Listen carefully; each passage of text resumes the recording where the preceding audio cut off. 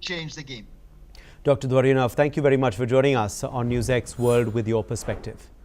Let's move on now. A recent Israeli strike has destroyed part of Al Ahli Baptist Hospital, the last fully functional hospital in Gaza City. Witnesses said the strike destroyed the intensive care and surgery departments of the hospital. Huge flames and smoke were seen at the site after the missile hit the two-story building. People, including many patients, still admitted were seen rushing out of the stricken building. The Israel Defense Forces said the strikes were targeted to contain the command and control center used by Hamas. The Gazan Civil Emergency Service reported no casualties. However, according to a statement from the Episcopal Diocese of Jerusalem, which is affiliated to the hospital, an injured child was said to have lost his life as a result of the rushed evacuation process. Gaza's Hamas-run health ministry said the building was completely destroyed, leading to the forced displacement of patients and hospital staff. In response, the IDF said it had taken steps to mitigate harm to civilians or to the hospital compound, including issuing advanced warnings in the area of the terror infrastructure, the use of precise munitions, and aerial surveillance. Meanwhile, Hamas has released a video purportedly of an Israeli American hostage, Eden Alexandrin, who had been held by Hamas for 551 days. He's seen criticizing Netanyahu-led government as he pleads for his release. Recently, Israel has captured several key corridors, including the Morag Corridor. The crisis in Gaza continues, though, to worsen, leading to rising tensions in the region. Joining us now live is Yossi Cooper-Wasa, Israeli intelligence and security expert. Joining us live from Tel Aviv in Israel. Thank you very much for speaking with us today. What do you make of this latest video that has been released of an Israeli-American hostage reportedly and his plea? Well, thank you for having me. And what I think is that what we're witnessing is the ongoing psychological warfare by Hamas, trying to put pressure on Israel and to get the best deal that they can get in return for releasing this hostage and several others.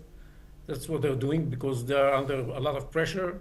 Israel intensifies the blows it inflicts over Hamas in the last couple of days, and they are suffering, and that's why they need to ease the pressure by showing this video clip of the hostage.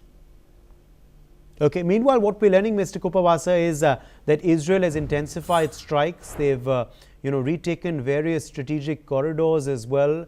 What do you make of their strategy and their offensive going ahead? Well, what we're trying to do is to achieve two things simultaneously. First of all, to put pressure on Hamas in order to convince Hamas to accept a hostage deal that is going to be within our readiness to move forward. What they want is to make a deal that would guarantee that they would stay in power, and we are saying we are ready to have a deal, but not one that would guarantee that Hamas, that is responsible for the 7th of October attacks and wants to carry out more attacks like that, will stay in power and keep its armament in its disposal. This is not unacceptable for us, so we put a lot of pressure in order to make it possible for both sides to reach a hostage deal that is acceptable. And at the same time, we are weakening Hamas so that if we do not manage to reach such a deal, we shall have to keep weakening Hamas, maybe even up to the point where we shall have to remove it from power in Gaza altogether.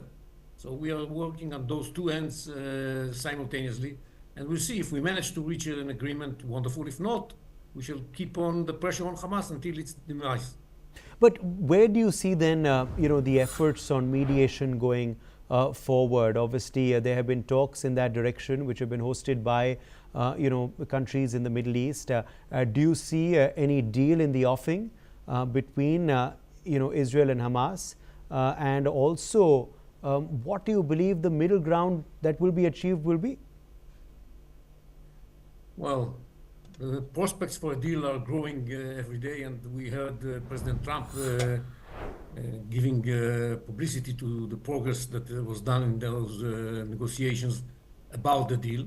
But until you reach a deal, you don't reach a deal. So we have to wait and see whether it's going to be successful. What we're talking about right now is extending the deal that we had in the past so that more hostages are going to be released, and including live hostages, something like between 8 and 10 out of the 24 that are still alive in the hands of Hamas, and some 16 out of the 35 bodies that Hamas holds are going to be released as well. This is what we are talking about right now, in exchange for something like between 40 to 50 days of ceasefire. That's what is being discussed right now. I hope it's going to be possible to reach such a deal, because every day that goes by when the hostages are still in the captivity of Hamas is terrible. This is something that has to be put to an end. Mr. Kupabasa, do you see more hostages being released before that deal materializes, as a sort of gesture by Hamas, or do you believe it suits their benefit as well to keep the hostages continuously in their custody and continue this psychological warfare, as you were saying, by releasing statements like we've seen today?